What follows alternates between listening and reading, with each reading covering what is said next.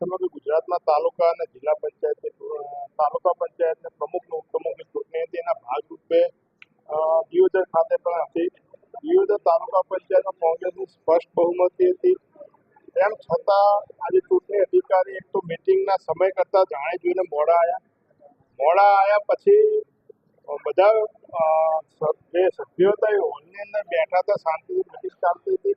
Pre plan સાથે ભાજપના એક સભ્ય બોલવા માંડ્યા. કદાચ એક સભ્ય બોલતા હતા તો ચૂંટણી અધિકારીએ એમને કાર્યવાહીમાંથી બાદ કરવાના હતા. પછી પ્રોસિડિંગમાં લખીને વ્યવસ્થાના હાથ હતા એમને દૂર કર્યા. પણ એક જેમ સરકારના ભાજપના દબાણમાં આજે ચૂંટણી અધિકારીએ ખોટી રીતે મિટિંગને મુલતવી રાખી. કે કાયદો વ્યવસ્થા સચવાય એમ નથી.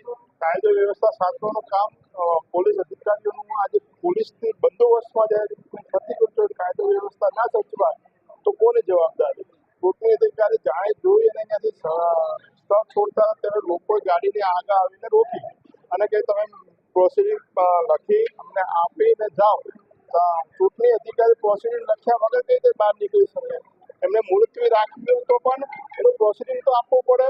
આ તો ખાલી હાજરી આપી બારોબાર નીકળી જાય એટલે તમે એક જાણે જોઈને આખી ચૂંટણીને પ્રભાવિત કરવામાં આવી છે અને એક લોકશાહી હત્યા આજે દિયોદર ખાતે કરવામાં આવી છે.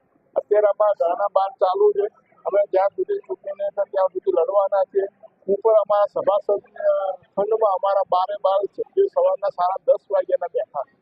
એ લોકોએ કોઈ સભાખંડ છોડ્યો નથી અને જ્યાં સુધી ચૂંટણી નહીં થાય ત્યાં સુધી સભાખંડ છોડવાનો નથી.